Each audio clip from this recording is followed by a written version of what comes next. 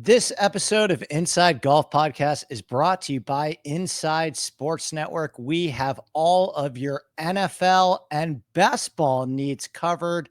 Golf season is winding down, but I wanted to take the quick opportunity to let any best ball players know if you're a best ball guy, we have got you covered at Inside Sports Network. Our guy, Kyle Huey Mack, my best friend, and you probably know him quite well by now as well if you are a regular listener of this podcast, and probably regrettably even better if you are an ISN member. But he has spent a lot of time creating a best ball cheat sheet for your drafting needs. He put a lot of time and effort into it. He's a very successful best ball player, and we have a lot of phenomenal best ball players in our best ball Discord over at Inside Sports Network. So if you are listening to this podcast and for some reason you haven't signed up for ISN and you want some best ball information, we have a community of highly sharp and highly engaged best ball players. Check out our best ball Discord channel at ISN. It's all completely free with your golf subscription. So there's not some sort of add-on that you have to pay if you want all of our best ball content at ISN. It just goes with your regular golf subscription. And Kyle has worked super hard on creating these rankings. They are absolutely awesome. So if you want a place to hang out during the fall swing and sweat NFL as well,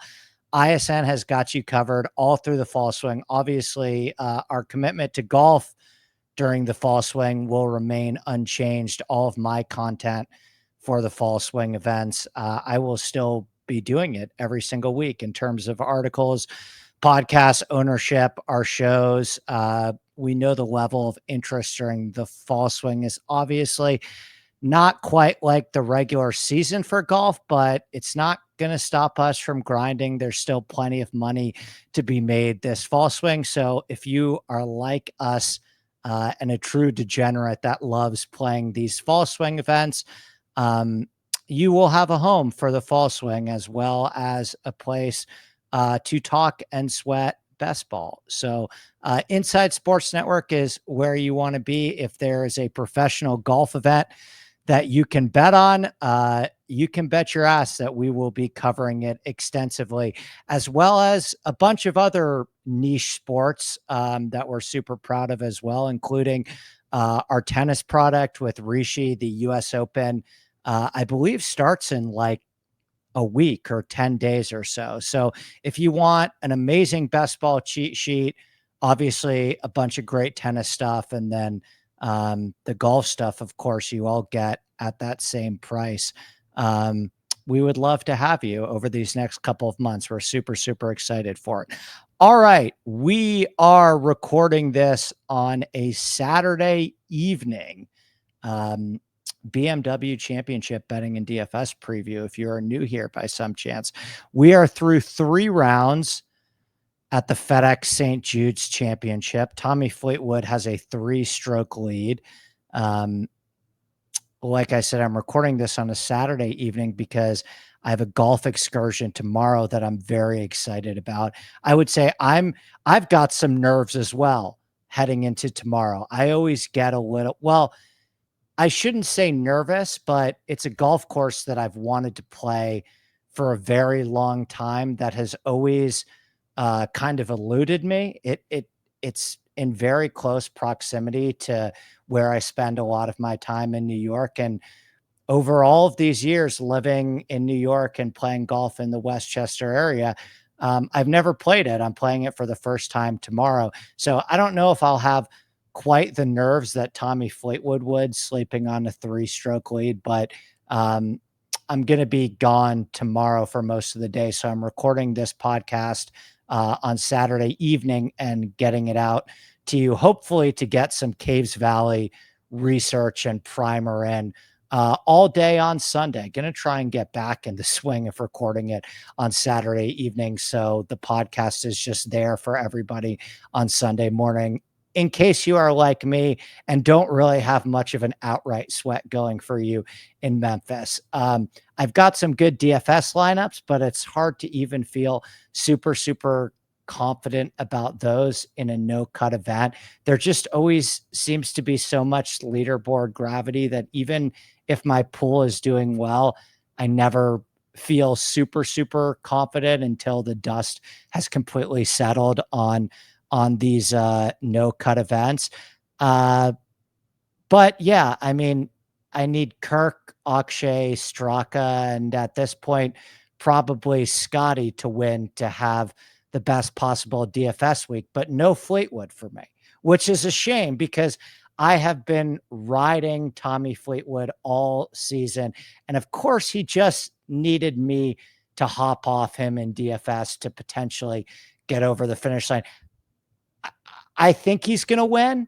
I mean, I have believed in him all year. I do believe that Tommy Fleetwood is playing more than good enough golf to be at bare minimum a PGA Tour winner. I mean, I watched a fair bit of his round today on Saturday. He didn't miss a fairway all day. I mean, he's absolutely flushing the ball off the tee. He's been flushing the ball all season. In fact, I don't really know why I hopped off other than I really wanted to get some Ludwig, Colin Morikawa exposure in my non-Scotty lineups this week. And I felt pretty good about, I mean, I still feel good about the Colin play. Colin's playing well, but Ludwig, just like the most class, it feels like this Saturday, even par round by Ludwig felt like the Saturday round that he's been giving us all season. It feels like every single start this year, Ludwig has had one round out of the four that just gets him stuck in neutral, where he just goes from potentially contending to win the tournament to backdooring a top 20 finish. And that's what it's looking like again this week. So kind of a big miss for me trying to hop on the Ludwig train in exchange for Tommy, who really didn't.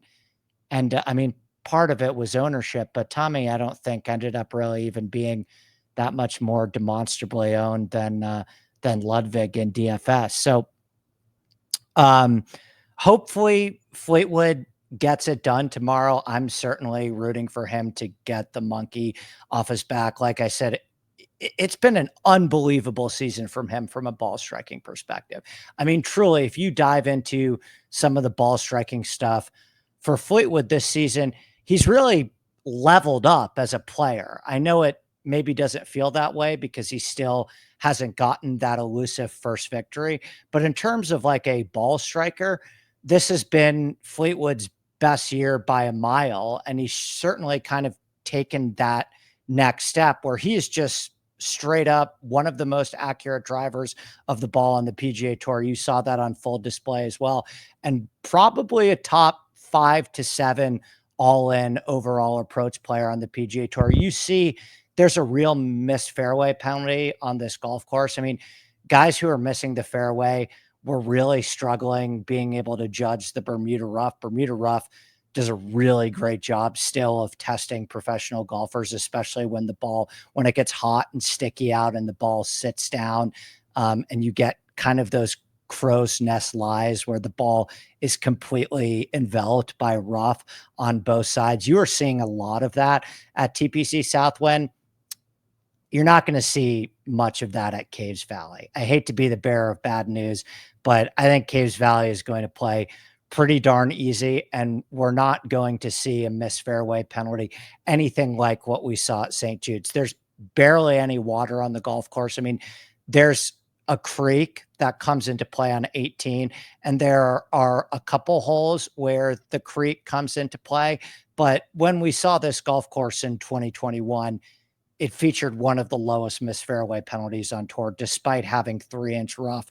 And I would expect that to be the case this year as well. I mean, the difference between that Kentucky bluegrass rough that you see in the Northeast versus the Southeastern Bermuda, it's night and day in terms of the missed fairway penalty. And we are getting back to Northeast, Parkland, bent grass style golf in Caves Valley. It is certainly not my favorite version of tree lined bent grass parklands. But at least we're getting that aesthetic back. and it's going to be 50 guys in this field. Let me run through kind of some of the basics for the event next week, because it's the second round of the FedEx Cup playoffs. It certainly doesn't feel like the FedEx Cup playoffs. I got to say, I didn't watch any golf really for like the past 2 or 3 weeks, because this is generally the time of year where I play golf, but I wanted to take a little bit of a break. It's been super hot in New York City, and I kind of sat down over these past 2 days to watch the golf. I don't know what I was expecting. I wasn't expecting much. I just haven't watched a lot of PGA Tour golf over the last couple of weeks. Boy, could you hear a pin drop in Memphis. I mean, I get the event is well attended and they do a really good job putting on the event. It certainly isn't communicated that way over the television screen. I mean, it doesn't feel really like there's any energy on that golf course at all.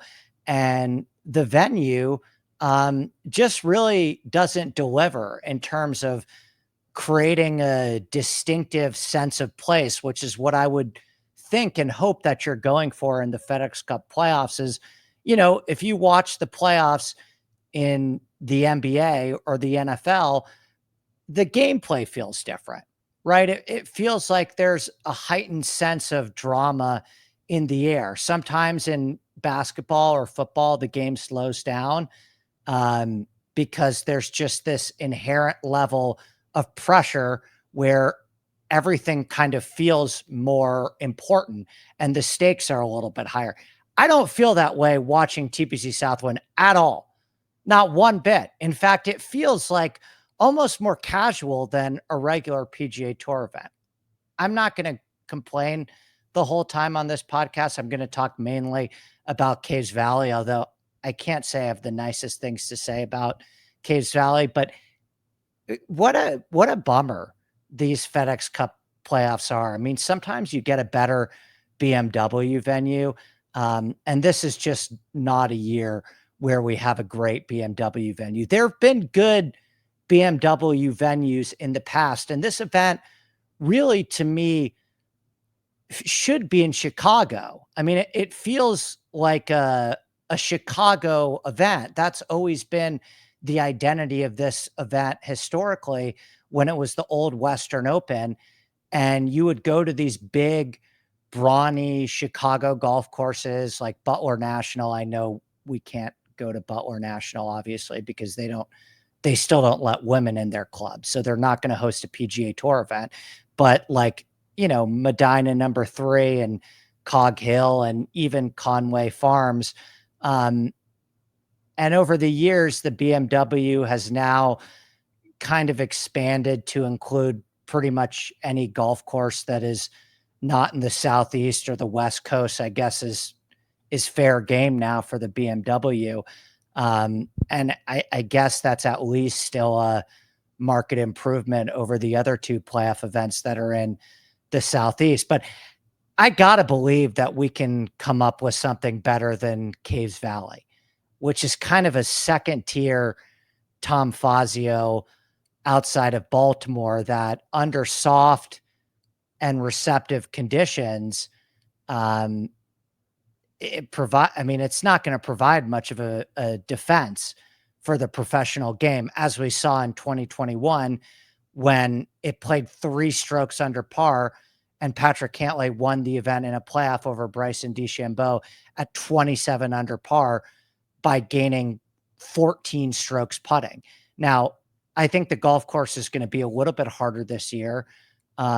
They've made some enhancements to at least make the golf course play a little bit longer, but they didn't really change much to the golf course. I mean, the character of Caves Valley is going to be very similar in terms of like the skill profile that I'm looking for, the skill profile that emerged in 2021, which was really just like one of the more extreme versions of driver putter that I've seen in quite some time, like super long iron intensive driver putter in that same way that you see TPC Craig Rands play and Vedanta Vallarta play, where the golf course isn't hard by any means. Like the shots aren't hard because the architecture isn't hard and the green complexes aren't hard. So you basically just get point and shoot target golf with a bunch of middle to long irons, and whoever ends up being the best middle to long iron player and putter from 5 to 15 feet, which was the case in 2021, is going to end up winning this event. So Patrick Cantlay 2021, he won at 27 under par. It played as like the 10th easiest golf course on the PGA Tour that year. It's a par 72 measuring 7,542 yards. That's not even that long anymore for PGA Tour standards. I mean, I know you're getting a ton of long irons on that golf course, but 4 of them are second shots into a par 5. So they're really like, it's long iron plus, right? Like when you're hitting a long iron as your second shot into a par 5, it's not quite the test of hitting a long iron into a long par 4 in terms of like at least the defensive par. I understand par is a construct and you could just make the par whatever, you still have to hit the same golf shots. I'm just saying these golf shots are not very difficult by any means at Caves Valley. This is a Tom Fazio, and not even a very hard Tom Fazio golf course. I mean, some Tom Fazio golf courses, like Wade Hampton, for example, which is like the best version of a Tom Fazio golf course I've ever played. That golf course has a lot more elevation changes and more narrow fairways and some really cool and interesting topography and architecture going on there. And even like a golf course like Hudson National, which is quite similar to this, I would say. But Hudson National is a lot more of a difficult driving test than what I see in Caves Valley. This golf course is pretty wide and pretty open off the tee. And I think that's why you've seen it be such a driver heavy, bomber friendly spot in 2021. There's not really a lot of avenues to get tripped up here off the tee. There's not like some sort of giant missed fairway penalty. And it doesn't appear that big misses are penalized proportionally, right? Like you can get away with missing pretty big on this golf course.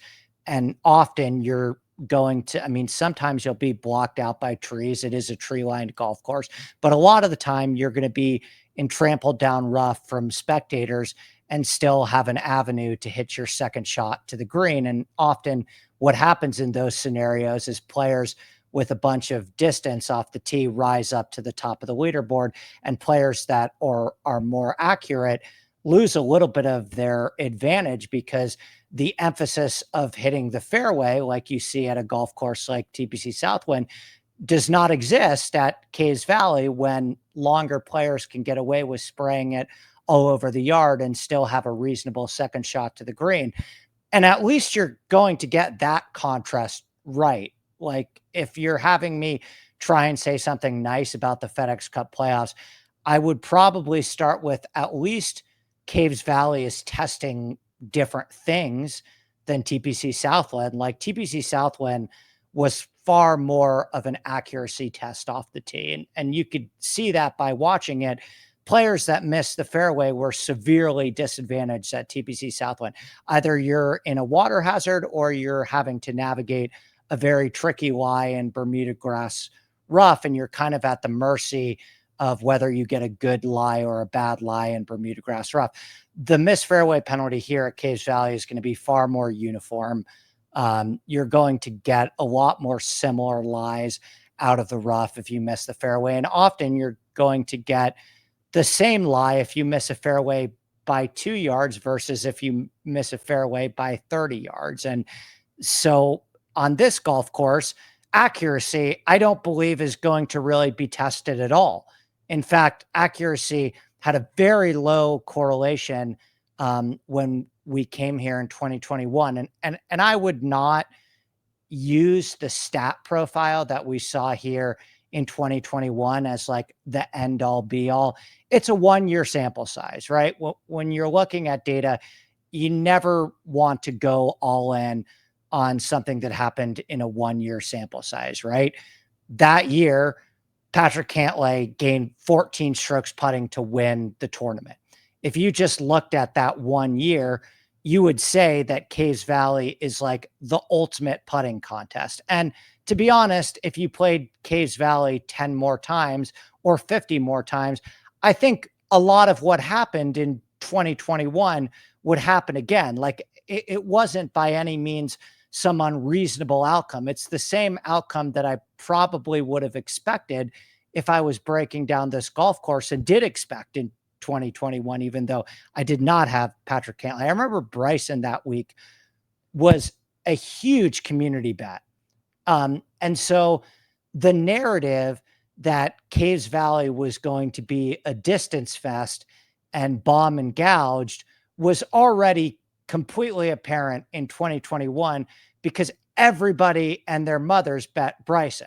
So what I'm saying to you, if you've been in the game for a little bit and you were back doing this in 2021 with us, you may remember that Caves Valley was a bit of a bomb and gouge distance fence. And like I said, I mean, I think it's going to play somewhat harder than it did in 2021, just because that year we got a ton of like tournament week rain.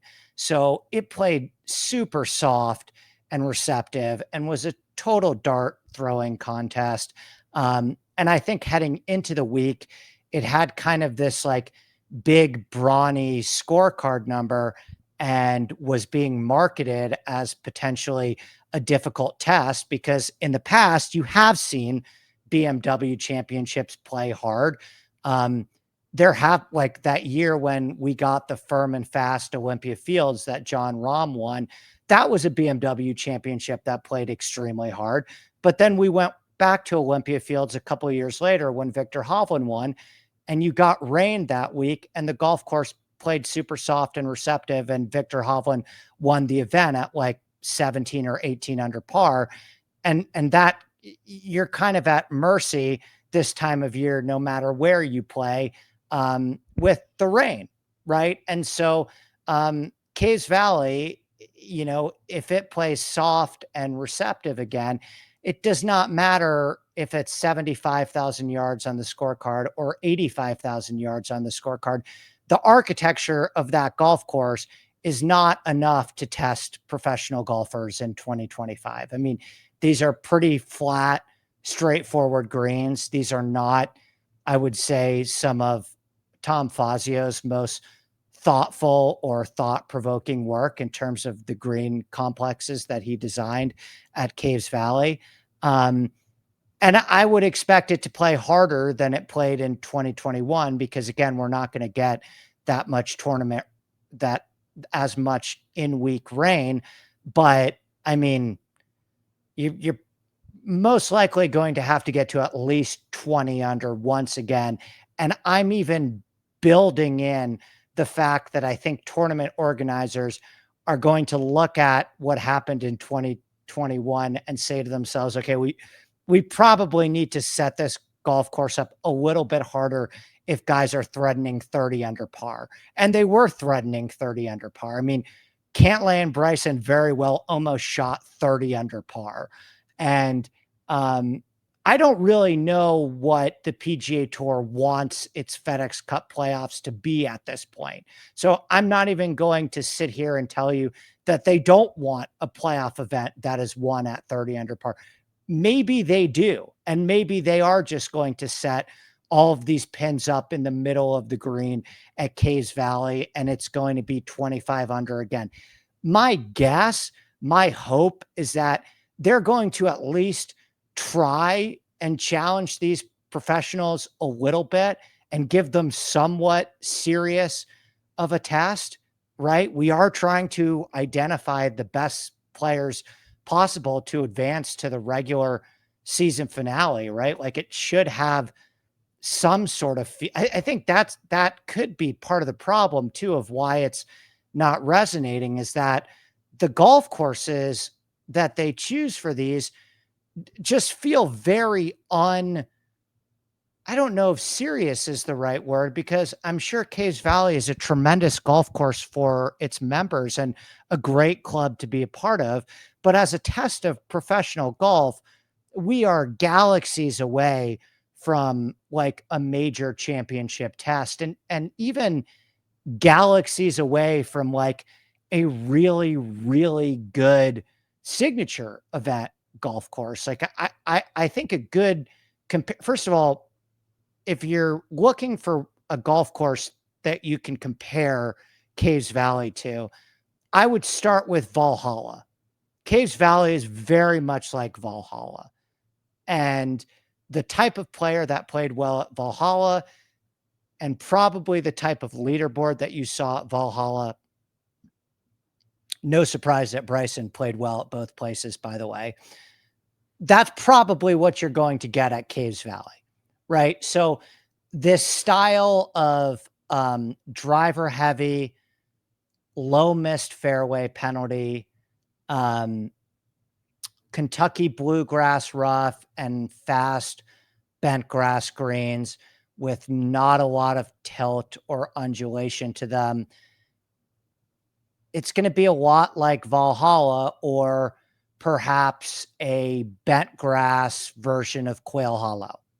Very similar to Quail Hollow in the player profile that we are looking for here. And it's not a surprise that Rory played so well and Bryson played so well. Bryson also played well at Quail Hollow. So there you go. I mean, that's the profile that you're looking for. I mean, this past week in Memphis, pure accuracy off the tee and second shot golf course, right? And, great spot for guys like Tommy Fleetwood and Sepp Straka and Colin Morikawa and Corey Connors and Russell Henley. I know not all of those guys played great in Memphis, but you understand the player profile that I'm talking about. This week at Caves, we are back to pretty mindless driver putter, and that's okay. We know how to handicap those courses. In fact, I've had a lot of success handicapping those types of golf courses and identifying this driver putter prototype. Quail Hollow was, for the PGA Championship, was like my best week of the season. If you're a listener of this podcast, you understand what you're going to get at Caves Valley. It's not going to be a huge surprise to you by any means. It's driver heavy, low miss fairway penalty, long iron intensive, exactly like you get at Valhalla, exactly like you get at Quail Hollow, exactly like you get at Vidanta Vallarta. And if you want like a C- version of it, it's exactly what you get at TPC Craig Ranch, right? You know what else is similar to it is TPC Toronto. I talked a little bit about this when we had TPC Toronto, and I was like, TPC Toronto is extreme driver putter, and it's a lot like Valhalla meets TPC Craig Ranch. And what do you know? It was it was Ryan Fox and Sam Burns. I like Sam Burns again. It was Ryan Fox and Sam Burns battling it out with their driver putters on Sunday. I really wish Sam Burns ended up winning that event, but oh well. So, that's Caves Valley. And so even under drier conditions, there's really not much to challenge pros in 2025 outside of its pure length. And 75-42, 4 par threes, 3 of them are over 220 yards, and 4 par fives. 2021, it was 2.8 under par. That was the 12th easiest golf course on the PGA Tour, well over a 70% greens and regulation percentage.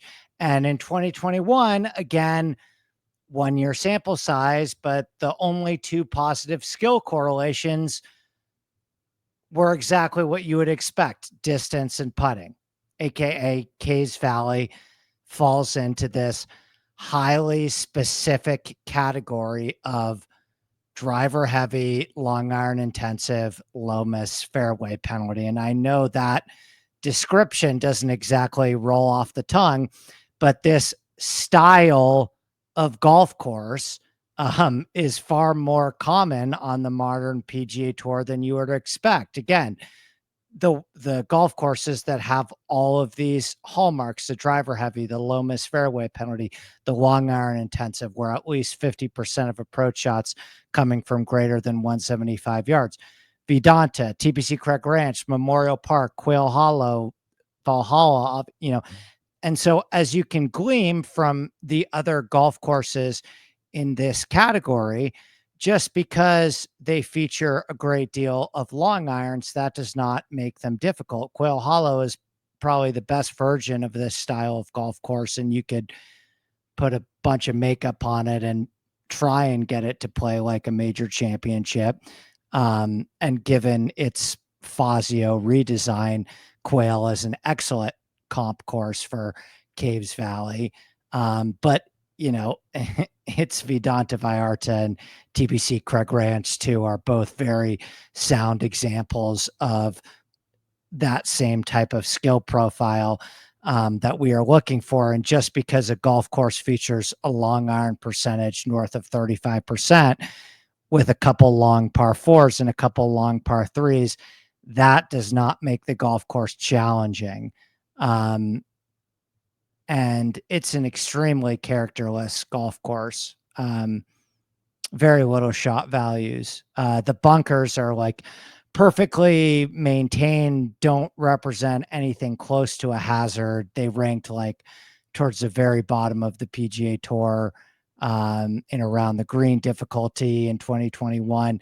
The rough is not thick enough to significantly make players think off the tee. And like I talked about, the large misses don't appear to be significantly penalized proportionally. And when large misses and small misses are penalized equally, that's kind of a telltale sign to load up on bombers. And like I said, it had that well above average correlation distance in 2021. And the top 8 players on the leaderboard, 7 ranked top 30 in distance and only 5 ranked top 30 in accuracy. So there was far more of a correlation for distance and accuracy. And like I said, don't go crazy over a 1-year sample size, but this was also a case where the statistical profile of the golf course fit the logical profile of it. Like if you watch the event, you don't need to be any form of a genius to figure out that it's more of a distance over accuracy golf course, and you can kind of get away with some stuff off the tee here compared to what players have this week at TPC Southwind. And so I expect it to play maybe 2 strokes under par this year instead of 2.8 strokes under par. I don't think it will be like embarrassingly easy this year. In 2021, that's a little, I mean, Cantlay just made fucking everything. But again, there were a bunch of guys that got to 20 under regardless. So, even if Cantlay didn't put on one of the best putting displays of the, God, I gotta say, I wasn't on Cantlay this week. I almost was. It was between Cantlay and Morikawa for me in DFS, and I went with Morikawa, and God knows whether that's going to end up being the right decision. It certainly seemed like that over the first 2 days, but I think Cantlay caught up to him on the leaderboard. I was just thinking about how much I miss killer good Cantlay. I mean, I didn't miss him that week because I was on the other side of it and had Bryson. But hopefully we get that version of Cantlay at Bethpage where he just makes freaking everything. We could certainly use that if you're an American. I got to say, he has looked pretty confident in Memphis, Cantlay. I know it's a little poo-poo in the potty. I'm not going to give Cantlay any flowers for being like T10 heading into Sunday at a signature event on a golf course that he's played well at in the past. But he was at least making some putts, which is what you would like to see out of Cantlay heading into a Ryder Cup. And I think he will be, looking at his stats right now, he was a neutral putter. So he's really not even putting that well. Maybe it just every time they went to Cantlay, he was actually making a putt, when it feels like he's been missing those 10 to 15 footers all season. But Cantlay's third this week in approach play. So I would say he's neutral off the tee, neutral putter, and he's losing strokes around the green. Cantlay used to be like a great, he used to have a great short game, and Cantlay's short game, Morikawa's short game, both of those guys' short game has been really subpar this year. So anyway, I mean, I feel very good about that Caves breakdown. And I think if you're familiar with like listening to this podcast regularly and you know the differences between like a golf course like Quail Hollow and a golf course like TPC Southwind, then you completely understand the gist of Caves Valley. I would describe it quite well as an easier bent grass version of Quail Hollow, which is essentially just Valhalla. Swing away with reckless abandon off the tee, strike your long irons well, and putt your ass off. Wedge play and short game are significantly devalued in my book here. And my model is going to be pretty heavy towards distance, long iron play, and putting.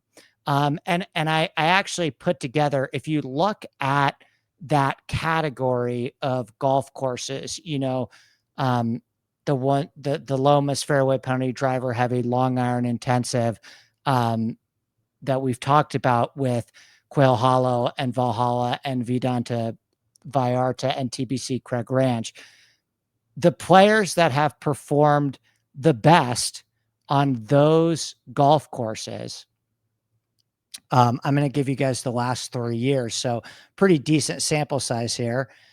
Scotty Scheffler, number one. I don't even think this is by any means like the perfect Scotty Scheffler golf course. I mean, it's similar to Quail Hollow. Like, it favors distance more so than accuracy. So if anything, it gives Rory more of an advantage over Scotty Scheffler. But Scotty Scheffler 1, Rory 2, Justin Thomas number 3. I have some interest in Justin Thomas. He was a big fade for me in Memphis. I just didn't trust the driver, and he's actually driving the ball pretty well in Memphis. He's not playing well because now suddenly he's struggling with the putter, and you're certainly going to need to make some putts at Caves Valley this year. But I actually think this is a much better golf course for JT to kind of spray it a little bit off the tee. Some other players that have played well at this style of golf course that might be a little bit more unheralded. Well, not the two guys I'm about to mention in Hideki Matsuyama and Xander Schauffele. Pretty disappointing with Xander this week, to be honest with you. I mean, I didn't play him or bet him.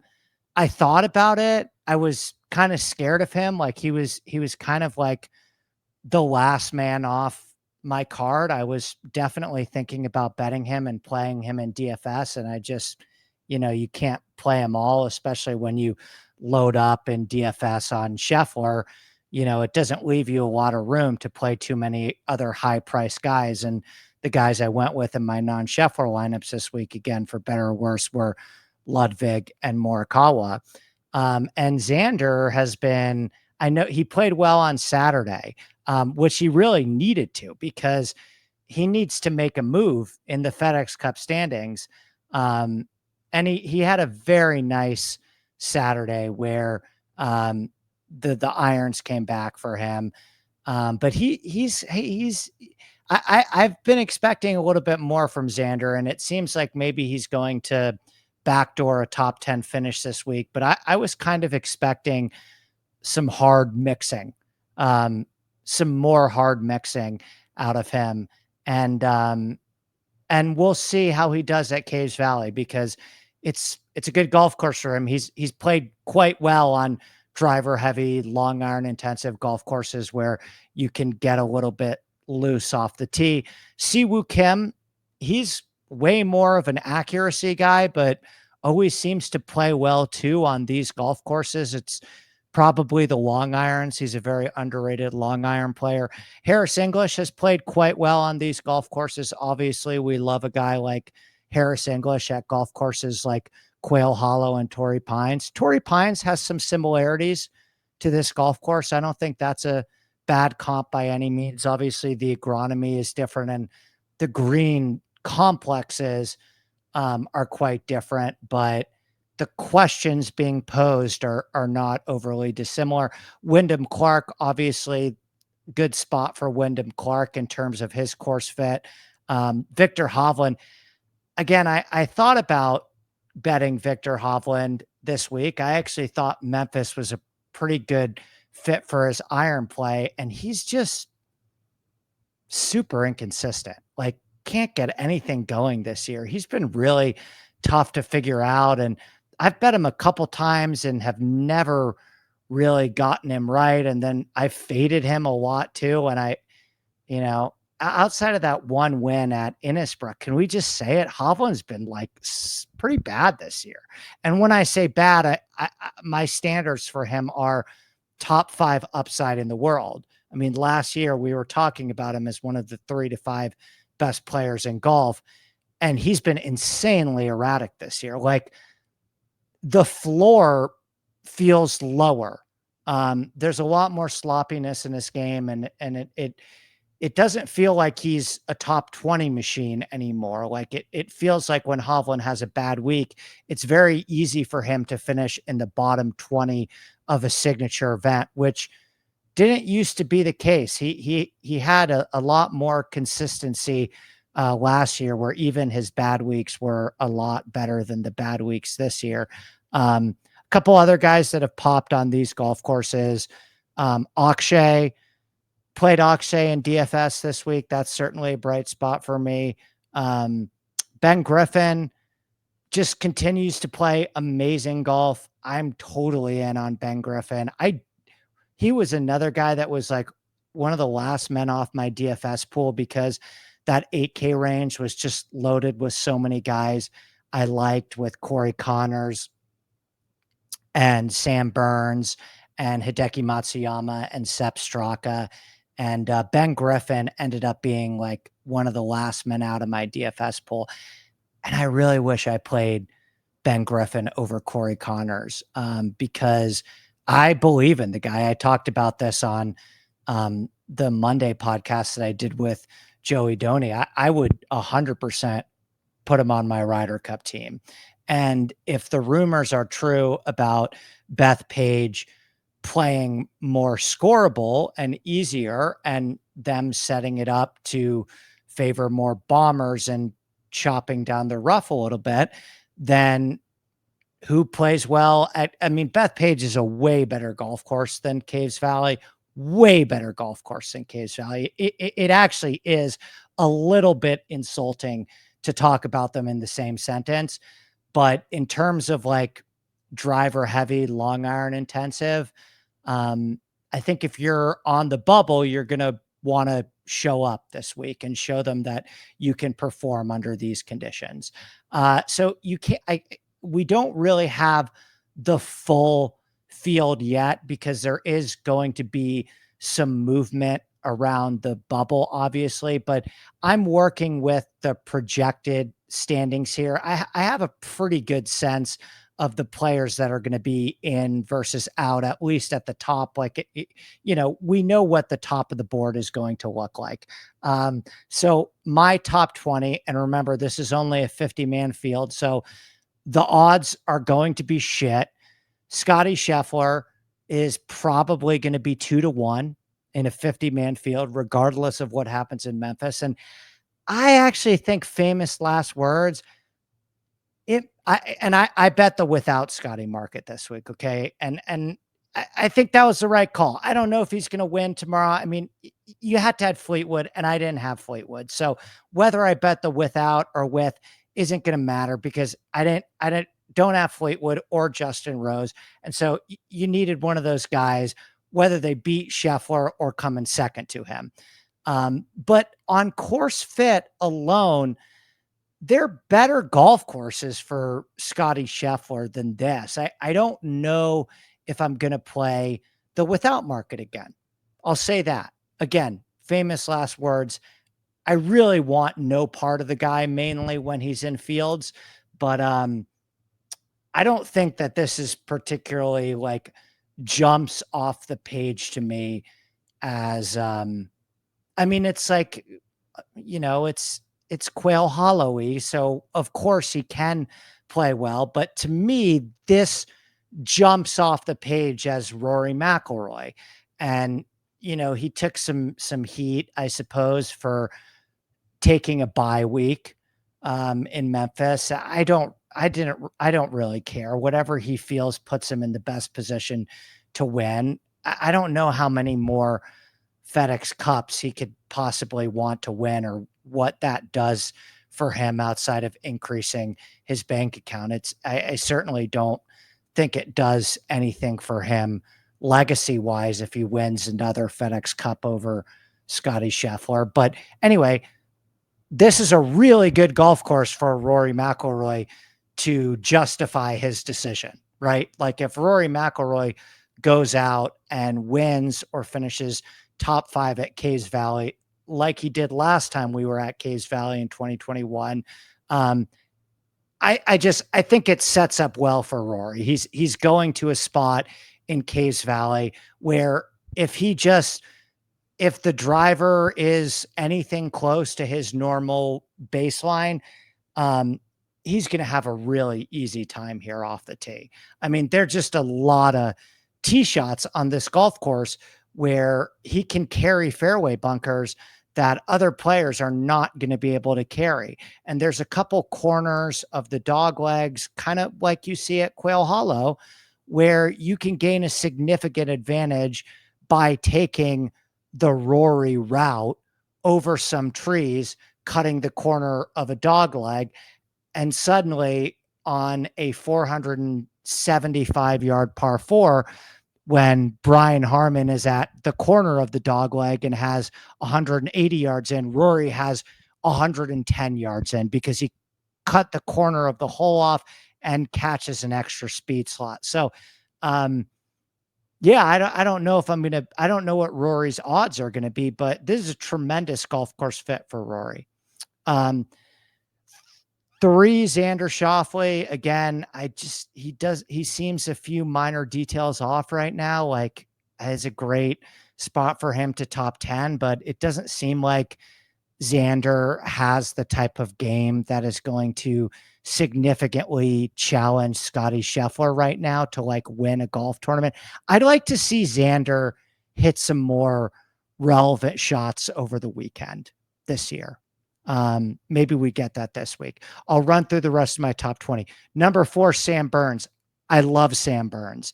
I love Sam Burns on this golf course, even though he disappointed me quite a bit in Memphis. He's ended up playing like okay, but he started off the tournament 4 over through his first 9 holes, and now he's like gotten it back to 4 under par, but he's just been playing catch up after a terrible front 9 kind of. Even if he shot even par, I don't know if it would have made a difference with the way that Fleetwood and Scheffler are playing. But anyway, I'm probably going to be staying on Sam Burns. I like the way that he's driving it right now. I love his putter upside. Actually, you know what? I have to be fair. His driver in Memphis was a little shakier than I want to believe in my head. And if you look at the numbers from Memphis through 3 rounds, the off the tee is kind of meh, and he's 4th in putting. So maybe the disappointment in Memphis is my sign to take it a little bit easy on Sam Burns. But I do like his course fit here again. And my numbers kind of keep telling me that I do think Burns is playing good enough golf to, contend for a victory. I think if you look at TPC Toronto, very similar. Like the questions being posed at TPC Toronto for Sam Burns, where he lost in that playoff, very, very similar to what he's going to have. Very similar architecturally, very similar proximity buckets, very similar agronomy, very similar rough length. That TPC Toronto comp for Sam Burns, I think, makes a lot of sense here. 5, Victor Hovland. Again, don't trust the guy for shit. 6, Hideki. 7, Corey Connors. Both those guys disappointed me this week. I had pretty high hopes for Hideki and Corey Connors this week, and they've been pretty blah, to be honest with you. 8, Patrick Cantlay. 9, Ludwig.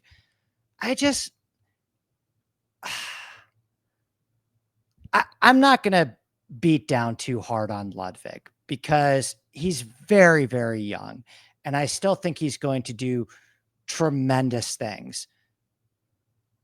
There's been a lot of gettable spots for Ludwig this year where he just hasn't really impressed me. And I know he's had some, he had that big win at Torrey Pines, and it's not like he's playing poorly. I have pretty high expectations for him. And it always seems like he has that one round. He had it today in Memphis where he shoots even par, and it takes him from hard mixing to win the tournament to like just a guy that finishes T17. And that's, I think, what we're going to get this week in Memphis is probably like a T17 out of Ludwig. And I was hoping for a little bit more than that. Maybe, who knows? We'll see what happens at Caves Valley. He can really let the big stick loose there. Ben Griffin, Sepp Straka, Colin Morikawa, Akshay Bhatia, Tommy Fleetwood. I don't think next week is as good of a spot for Tommy, so get the win now, ideally. Justin Thomas, Minwoo Lee. Great Minwoo Lee spot. He's like dead last in Memphis, but I didn't think that was a great golf course for him. So perhaps on a golf course that is a little better suited for his skill set, we might be able to see a bounce back performance from Minwoo Lee. Same deal with Taylor Pendrith. I think this is a very good golf course for Taylor Pendrith, and Memphis was not as much. So some of those bombers like your Taylor Pendriths and your Minwoo Lees, I think are going to be back more in play this week at Caves Valley. But that's it for me. Hopefully that was helpful in giving you a sense of what you can expect next week at Caves Valley. I'm going to be monitoring the weather and course setup tidbits that I get throughout the week. I know 1 or 2 people that are going there, and I'm very curious if the FedEx Cup playoffs and the folks over at BMW are going to look at the scoring in 2021 and say to themselves, okay, we should make an effort to set the golf course up at least somewhat more challenging. Or if they're just going to say, fuck it. Caves Valley is what it is. We're not going to put lipstick on a pig. Go out and shoot 30 under at Caves Valley. I don't know who that's for. I really don't. I am in the 99.9 percentile of golf fan. I will watch anything golf related. I will consume anything golf related. I will eat it up. I was sitting watching the U.S. Women's Amateur at Bandon Dunes all afternoon. That was delightful. And I don't understand the play for Caves Valley and the BMW Championship. I don't get it at all. Don't get it one bit. I don't get what this event is trying to be. It felt like it had somewhat of an identity going to Chicago and playing the great golf courses around a great city like Medina. And Medina just got an incredible renovation. And that's going to be like a real championship. Holy shit. there was just a movement in this room, and the television just turned on. That scared the shit out of me. But yeah, I don't know what BMW is trying to be right now, or who this tournament is for, or who's going to watch players shoot 30 under at a second tier Tom Fazio design. But they got to, hopefully, this can't be the answer to making the playoffs resonate with people. And I know their ratings are good this year, so maybe that tells them that they're doing nothing wrong. The fans think you are doing something wrong. I mean, they do. I mean, literally, like, it's actually interesting because I try and not perpetuate like negativity all the time, right? I try and at least be honest, and when stuff is awesome, really highlight the awesome stuff, while also being honest about the stuff that I don't like. And Caves happens to be one of the golf courses that I don't like. But if you want tweets to go viral on Twitter, like if you want people to agree with you on Twitter, your safest bet is complaining or saying something negative.